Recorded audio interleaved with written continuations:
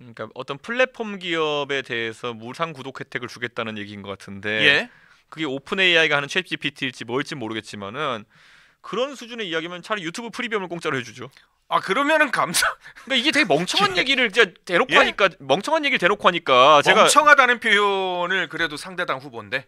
저는 멍청하다 봅니다. 이게 그래요? 이게 왜냐면은 이게 AI 플랫폼이라는 거는요 사실 어떻게 무상화하겠다는지도 명확하지 않아요. 예를 예. 들어서 연 단위 계약으로 예를 들어 5천만 명어치를 오픈 AI랑 계약하겠다는 네. 건지 그래서 그냥 외화를 갖다 바치겠다는 건지 아니면은 뭐 비스무리한 거 하나 만들어 가지고 이걸 쓰세요 해가지고 그거 잘 될 리가 없거든요. 그래요? 이재명 대표가 옛날에 경기도지사 할 때 공공 배달앱 같은 거 만들어서 뿌려가지고 예. 성과가 좋던가요? 잘 안 됐다고 안철수 후보도 뭐라고 그 그러더라고요. 민간에서 하는 창의력이나 그런 개발의 어떤 의지나 이런 거에 비해 가지고 네.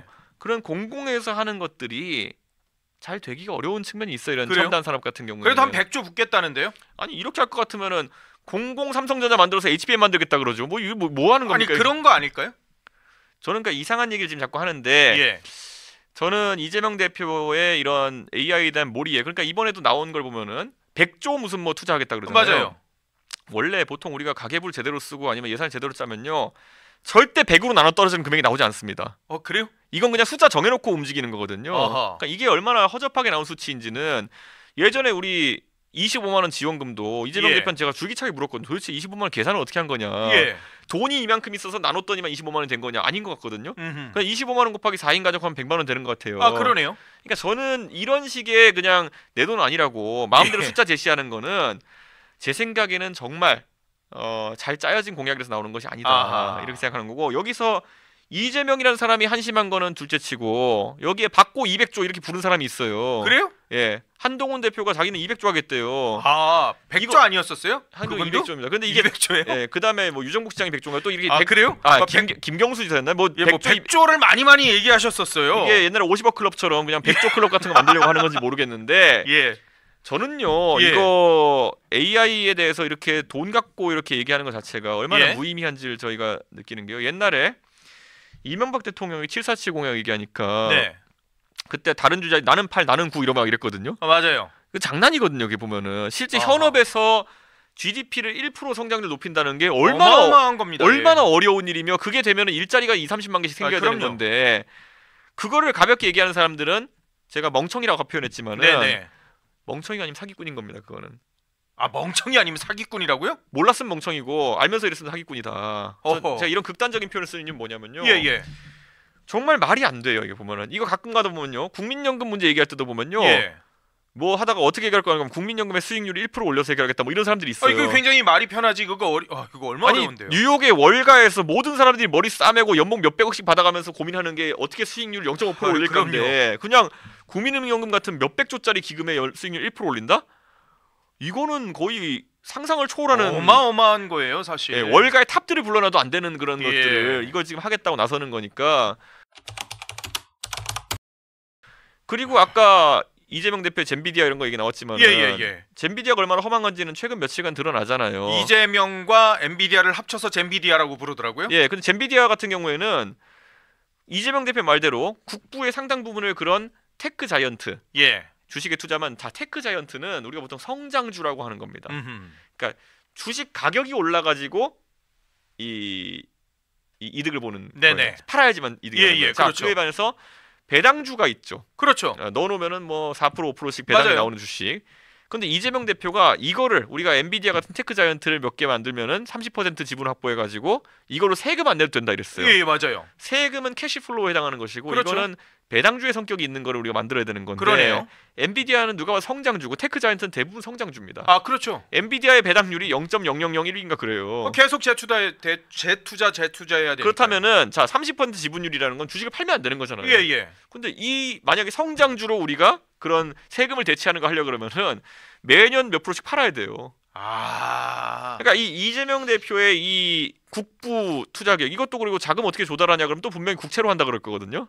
예전에 우리가 저 전환 올려면요. 몇십 네. 년 전에 우리가 채권 샀어야 되거든요. 네, 그렇죠. 그런 거랑 좀 비슷한 보증금 거 같은 같은 거죠. 거죠. 맞아요. 예. 그러니까 이게 저는 결국엔 빚내 가지고 뭐 하면 된다. 이게 젊은 사람들이 코인 투자할 때 이런 얘기 많이 해요. 아, 그래요?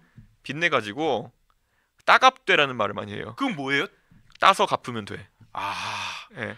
우리 저 김정윤 PD가 코인을 잘 하거든요. 그러니까 따갑되라는 말이 있어요. 그러니까 따서 예. 갚으면 된다 이건데 이게 가장 마지막에 몰린 사람들이 하는. 따갑대. 그래가지고 뭐 카카오은행 대출이니 뭐 이런 거 몇백만 원짜리 다 긁어 모아가지고 아. 따서 갚으면 된다라는 심리로 이제 예. 가는 거 그건데 대한민국에서 국채를 발행해가지고 이거를 돈을 넣어가지고 젠비디아 같은 거 한다는 거는 따갑되 국정 운영을 하겠다는 거거든요. 저는 이거는 진짜 무슨 생각인지 모르겠어요. 따갑 그러니까 한탕주의가 횡행하고 있는 게 예. 윤석열 대통령이 돈 부족해가지고 고생하시다가 네. 기름 파면 된다 이거로 갔잖아요. 맞아요. 예. 그러니까 이건 이 젠비디아는 이재명판 따갑대요? 대왕고래다. 대왕거래. 예. 그러니까 이게 왜 이런 식으로 자꾸 가냐면요. 이 이재명, 윤석열 이런 분들이 봤을 때는 도저히 경제에 대한 자신만의 신선한 시각이 잡히지가 않는 거예요. 그러다 보니까 흔한 범부가 하는 따갑대는요 전략이 아니에요. 흔한 물린 범부가 하는 행동이에요. 예. 예. 물린 사람들이 그냥 하는 행동이에요. 우리가 흔히 얘기하는 거 주식 투자하다 망하면은 예. 그 다음에 선물 가고 그 다음에 옵션 가고 이런 거거든요. 예. 그 다음에 이제 따갑대 가는 거거든요. 이제 보면은. 그런데 이거를 그냥 국정 운영의 기조로 내가 무상 시리즈 하겠다 했다. 그럼 돈이 예. 없다. 그러면 국채 발행해서 하면 된다. 뭐 이런 식이거든요. 예. 저는 굉장히 안타깝습니다. 이거는 하. 우리가 보통 건전한 경영을 한다 그러면요. 보세요. 지금까지 대한민국에 이런 차입 경영을 통해 가지고 쓰러진 재벌도 있고요. 그럼요. 대우 같은 쭉쭉 뻗어나가는 회사가 한 번에 예. 차입 경영으로 거기다 분식 한 방에 날아간 거 아닙니까?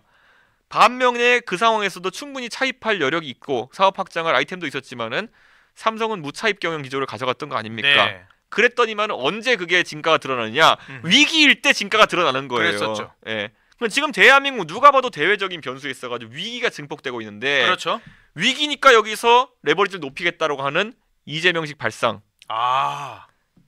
IMF가 별게 아닙니다. 이런 식의 그 무모한 국가 운영 계획을 하는 순간 예.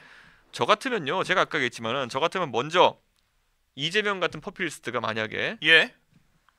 제가 오히려 지금까지는 복지를 가져가는 입장이었는데 지금 경제 상황을 보니까 제가 다른 말씀 드려야 될 것 같습니다. 허리띠 졸라 맵시다. 예, 지금까지 뭐 가가지고 뭐 한의원에 추나요법 받으시던 것들 좀 덜 받으셔야 되겠습니다. 예. 아니면 가가지고 MRI 찍으시던 것들 좀 덜 찍어야 덜하셔야 되겠습니다. 그 얘기를 하는 게 용기죠. 저는 예. 그렇게 한 다음에 자 우리가 이렇게 아끼고 아껴가지고 이 돈을 바탕으로 미래 세대를 위해 교육에 투자합시다. 예. AI에 투자합시다. 이런 얘기를 해야 되는 거지. 100조 원 빚내면 됩니다.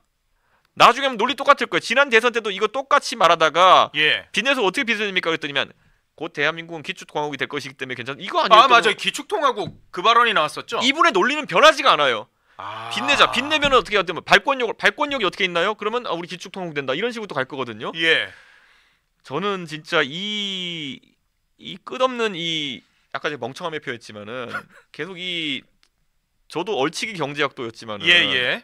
정말 이해할 수 없는 도식이 자꾸 나오는 것에 대해 가지고 미치겠습니다. 네.